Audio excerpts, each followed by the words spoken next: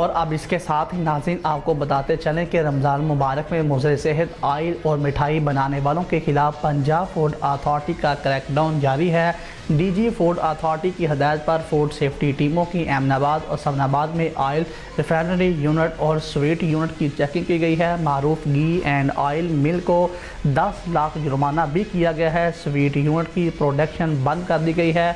1.600 metric ton तैयार घी market से वापस उठवा दिया गया है और घी के नमूनों में एसिड की मिकदार कवानीन के मुताबिक ना होने पर कार्रवाई अमल में लाई गई है। हशरात ज़दा टूटे फर्श पर मिठाई तैयार करके बगैर डांपे रखा पाया गया है। इंतहाई नाकस स्टोरेज और किचन एरिया में सफाई ना होने पर यूनिट को बंद किया गया है। गंदा वॉशिंग एरिया और जंग आलूद गंदे बर्तनों का इस्तेमाल किया जा रहा था कि जिस पर नाकिस अशाए खुद व नोश की फ़रोख्त करने वाले कारोबार बंद कर दिए जाएंगे।